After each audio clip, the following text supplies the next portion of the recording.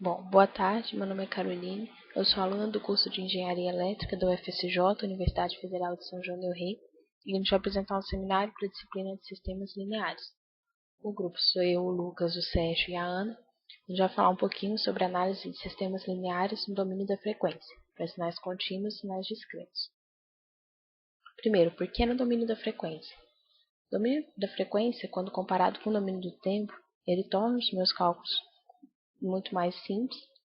Além disso, eu posso visualizar algumas questões do meu sistema, como estabilidade ou seu comportamento como um filtro, mais facilmente.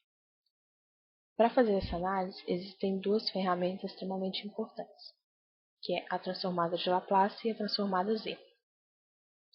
Para entender o funcionamento dessas duas, a gente vai fazer uma analogia com uma mudança de sistema de coordenadas.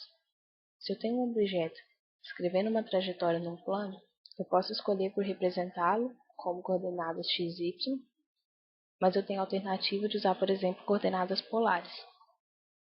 Se a trajetória que ele estiver descrevendo for como mostrado na figura, eu sei que se eu usar coordenadas polares, com o meu ângulo e o meu raio, ao invés de x e y, eu vou ter uma equação muito mais simples. Eu teria uma equação de segundo grau e vou ter uma equação mais simples. E também eu posso realizar qualquer cálculo em cima disso e eu posso converter depois para o meu sistema de coordenadas original. A transformada de Laplace e a transformada Z funcionam parecido. Eu tenho o meu sistema no domínio do tempo, eu vou convertê-lo para o domínio da frequência, eu vou realizar um cálculo mais simples e depois, caso eu deseje, eu posso voltar com isso para o domínio do tempo. A gente vai dar agora dois exemplos dessa aplicação. O primeiro para equações de íntegros diferenciais. Se eu tenho uma EDO de segundo grau, terceiro grau, eu sei que a solução, para encontrar a solução dela, seria complicado. Se eu fizer a transformada de Laplace, eu vou obter uma equação algébrica, que a solução é muito mais fácil de encontrar. E depois eu posso fazer a transformada inversa e eu tenho a solução da EDO no domínio original. A outra aplicação é a convolução. A convolução é para obter a resposta de um sistema como uma soma ponderada da resposta ao impulso deslocada no tempo. Então, eu tenho a minha entrada, a minha resposta ao impulso, e eu obtenho a minha resposta ao sistema. Essa convolução, então, é uma integral de uma multiplicação com um atraso no tempo. Então, dependendo da função que eu tiver, o cálculo pode ser bastante complicado. Se eu passar para o domínio da frequência, fizer Laplace da minha entrada, o Laplace da minha resposta ao impulso, eu obtenho a minha função de transferência. A minha convolução no domínio do tempo passa a ser uma multiplicação. Eu realizo a minha multiplicação, obtenho a minha resposta e posso fazer a transformada inversa para obter a resposta no domínio do tempo. Dando uma olhada um pouquinho nas fórmulas, eu tenho aqui o meu par de transformadas, a minha transformada e a minha transformada inversa. Eu sei que, na verdade, muito raramente vai ser necessário fazer essa integração. Tem uma série de propriedades e tem as tabelas, então não é muito comum ter que realizar essa integração. Mas, dando uma olhada na fórmula, a gente percebe semelhança com a transformada de Fourier. Com a diferença que a transformada de Fourier, a minha exponencial está elevada a um número puramente imaginário. A minha transformada de Laplace, eu sei que o meu S é um número complexo, então eu tenho uma parte real e uma parte imaginária. Com isso, a gente conclui que a transformada de Laplace nada mais é do que uma generalização da transformada de Fourier, sendo a transformada de Fourier o caso específico em que a minha parte real é igual a zero. A transformada Z seria a mesma coisa, mas aplicada a sinais discretos. Porque eu não tenho um sinal contínuo, eu não posso mais realizar uma integração, eu tenho que fazer uma soma discreta.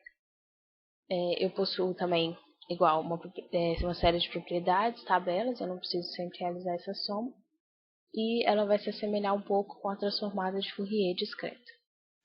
Realização de sistemas lineares. A realização de um sistema linear é representada em diagrama de blocos e podem ser feitas de várias maneiras. Nos métodos demonstrados a seguir serão utilizados integradores, multiplicadores, escalares e somadores. Será demonstrado neste trabalho a realização na forma direta canônica, realização transposta, realização em paralelo e em cascata. Realização na forma direta. Para a demonstração da realização de um sistema linear na forma direta, será utilizado um sistema particular de terceira ordem. Considerando um sistema linear de terceira ordem representado pela função h de s, podemos multiplicar e dividir h de s por 1 sobre s ao cubo. Assim, obtemos a seguinte função h de s. Podemos expressar h de s como o produto de duas funções. Dessa forma, podemos representar h de s como o produto de h1 de s por h2 de s. Podemos realizar h de s em cascata das funções de transferência de h1 de s seguida por h2 de s. A saída h1 de s é dada por ws, que também pode ser representada da seguinte forma. Além disso, é possível observar que a entrada ws de h2 de s e a saída y de s estão relacionadas, que também podem ser escritas como. Implementando primeiramente h1 de s pela equação ws, observa-se que ws pode ser simplificado somando a seguinte entrada, onde as integrais são obtidas por sucessivas integrações da entrada.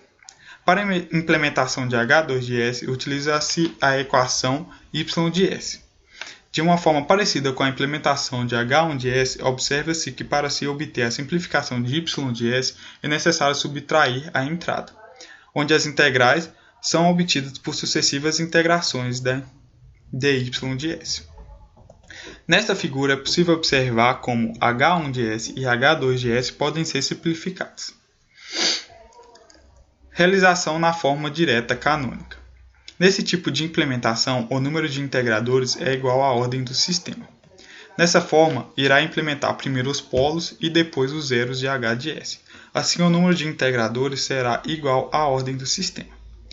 Em termos práticos, a forma direta canônica é mais eficiente que a forma direta, já que ela utiliza metade dos integradores utilizados pela forma direta.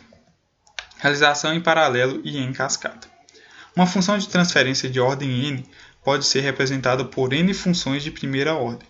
Assim, pode-se realizar uma função de ordem n em cascata e em paralelo com n funções de transferências de primeira ordem. Por fins didáticos, novamente apresentaremos um exemplo específico, tendo como referência o livro Sinais e Sistemas Lineares, do LAT, segunda edição do ano de 2007. Considerando a seguinte função de transferência h de s, que pode ser também escrita da seguinte maneira. Em frações espaciais, ela também pode ser representada como. Assim, é possível realizar h de s de duas formas, em cascata e em paralelo. Realização transposta. Duas implementações são consideradas transpostas se elas possuírem as mesmas funções de transferência. Para se obter uma transposta de uma implementação, se manipula essa implementação com 5 etapas. Primeiramente, inverter todas as direções das setas sem alterar os valores dos multiplicadores escalares. Segundo, no lugar do nó de derivação, substituir por somadores. Terceiro, substituir os somadores por nós de derivação. Quarto, inverter a entrada x de s pela saída y de s. 5. Inverter a saída y de s pela entrada x de s.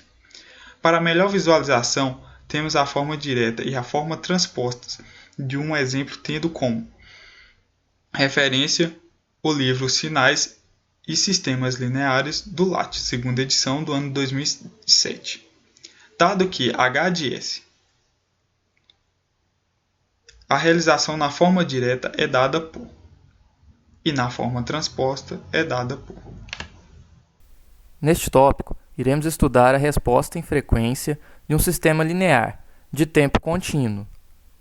Tomemos como base a resposta de um sistema à entrada exponencial de duração infinita. A saída será a função de transferência h de s do sistema multiplicado pela entrada, como podemos ver na primeira equação. Se substituirmos a variável s pela variável complexa jômega, teremos as seguintes entrada e saída para o sistema. Tendo em mente que o cosseno de ômega-t é a parte real de e elevado a jômega-t e fazendo algumas manipulações algébricas, temos a seguinte expressão, que relaciona a saída de um sistema dada uma entrada senoidal, isso no domínio do tempo. Nota-se também que a saída do sistema será uma senoide de mesma frequência, porém multiplicada por um ganho, e sua fase é deslocada, como vemos nessa expressão. Lembra também que esse resultado só faz sentido para um sistema biboestável. Vamos fazer agora um exemplo computacional utilizando o software MATLAB para verificar a saída de um sistema. Seja dada a entrada do sistema cosseno de ômega-t, onde ômega é a frequência angular e uma função de transferência do tipo S mais N1 dividido por S mais N2, onde N1 e N2 são números reais. Estas são as linhas de comando do programa.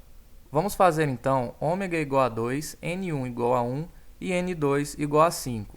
Ao rodar o programa, ele nos entrega as seguintes informações: a entrada senoidal em vermelho, a sua saída também senoidal em azul, como de esperado, defasada e multiplicado por um ganho. Também nos é fornecido o ganho, H1, e o deslocamento de fase.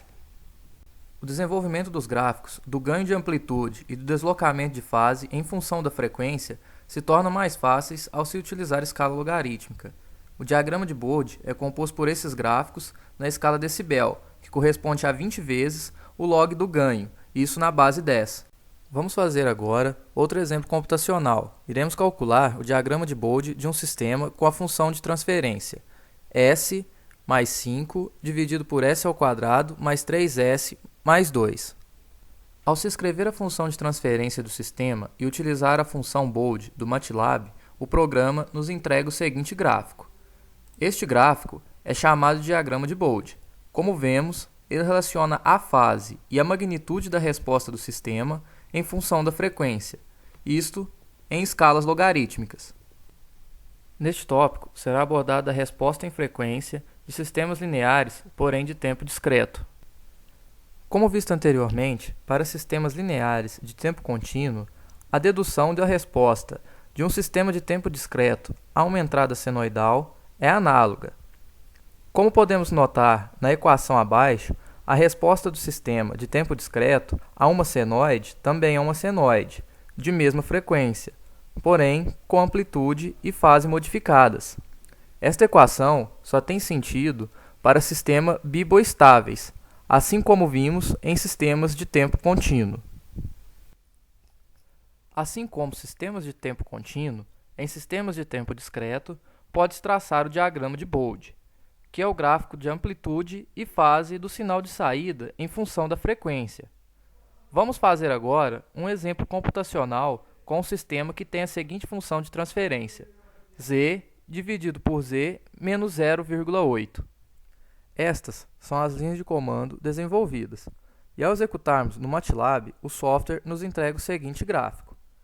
Este gráfico é o diagrama de Bode para o nosso sistema. Notem que, apesar da entrada e a saída do sistema serem de tempos discretos, o diagrama de Bode é uma função contínua.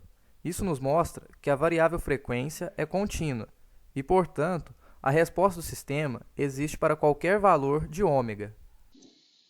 Agora, irá ser discutido a dependência da resposta em frequência dos polos e zeros de H. A função de transferência de um sistema pode ser representada por essa equação, sendo denominado por zeros os valores de S representados na equação por Z1, Z2 e Zn, que fazem com que a função de transferência seja igual a zero. Já os polos são os valores de S, lambda1, lambda2 e lambda-n, que fazem com que a função de transferência tenda ao infinito, ou seja, para isso acontecer, esse denominador deve ser igual a zero. Agora vamos introduzir o conteúdo, a influência dos polos e zeros na resposta em frequência. Para determinar a resposta em amplitude h de jômega para certo valor de ômega, conectamos o polo menos alfa mais jômega ao ponto jômega. Se o tamanho dessa linha é d, então h de jômega é proporcional a 1 sobre d. No qual o valor da constante k não é importante nesse momento. Quando o ômega aumenta a partir de zero, D diminui progressivamente, até que ômega atinge o valor ômega zero. Quando ômega aumenta além de ômega zero, D aumenta progressivamente. Então, de acordo com a equação H de Jômega igual K sobre D, a resposta em amplitude H de Jômega aumenta de ômega igual a zero até ômega igual a ômega zero. Então, decresce continuamente enquanto ômega cresce para além de ômega zero, como mostrado na figura pela letra B. Portanto, um polo em menos alfa mais Jômega resulta em um comportamento seletivo em frequência que aumenta o ganho na frequência ômega zero. Além disso, quando o polo se move para mais perto do eixo imaginário, este aumento se torna mais pronunciado. Para resumir, quanto mais um polo estiver próximo de Jômega zero, maior o ganho em ômega zero, e a variação no ganho será mais rápida. No caso dos zeros, o efeito é o oposto dos polos, ou seja, um zero no eixo imaginário em Jômega zero irá extinguir o ganho na frequência ômega zero, e zeros repetidos irão aumentar o efeito. Para a resposta em frequência, no domínio de Z, temos a função geral da função de transferência de Z, aqui. A influência dos polos e zeros na resposta em frequência do sistema é semelhante ao de tempo contínuo. Porém, nesse caso, o eixo imaginário é substituído pelo círculo unitário. Por fim, quanto mais próximo o polo ou zero estiver do ponto E elevado a Jômega no círculo unitário, representando alguma frequência ômega, maior a influência do polo ou zero na resposta em amplitude naquela frequência, porque o tamanho do vetor unindo aquele polo ou zero a esse ponto aqui será pequeno. Similarmente, para reduzir a resposta em amplitude na frequência ômega, devemos colocar um zero mais possível desse ponto no círculo unitário, e a colocação de polos ou zeros repetidos irá aumentar ainda mais suas influências. Bom, falar um pouquinho agora a respeito da conexão existente entre as transformadas de Laplace e Z. A gente já sabe que a função das duas é bem semelhante, mas a minha transformada de Laplace é para sistemas contínuos. Eu tenho uma integral, na minha transformada Z é para sistemas discretos, eu tenho uma soma discreta. A transformada de Laplace eu vou representar no plano imaginário S, com a minha resposta em frequência sendo calculada no eixo imaginário S igual a Jômega. A minha transformada Z, o meu plano imaginário Z, a minha resposta em frequência calculada no círculo unitário, Z é igual a E elevado a J θ. Mas eu sei que também que as duas estão intimamente relacionadas. Eu posso ter um sinal contínuo e amostrá-lo de forma a torná-lo discreto, ou eu posso mesmo analisar um sistema de tempo discreto como se fosse um sistema de tempo contínuo. A figura a seguir foi extraída do LaTeX, e no lado esquerdo a gente tem um sistema discreto com uma entrada f de k, função de transferência h de z, saída y de k, e no lado direito tem a operação realizada por um sistema contínuo equivalente. As equações da esquerda representam um sinal contínuo equivalente. Eu posso aplicar a transformada de Laplace nelas. E como eu sei que no meu sistema discreto um atraso referente a um termo de 1 sobre z equivale no sistema contínuo a e elevado a menos st, eu chego à minha condição de equivalência que z seja igual a e elevado a st ou s igual a 1 sobre t L1 de z. Simplificando, a transformada de z ela é considerada a transformada de Laplace, mas eu tenho uma mudança de variável. S passa a ser 1 sobre t Ln de z. Então é isso, é o fim da nossa apresentação. Muito obrigada pela atenção de todos. Espero que tenha sido produtivo. E se vocês tiverem alguma dúvida, fiquem à vontade para perguntar. Obrigada.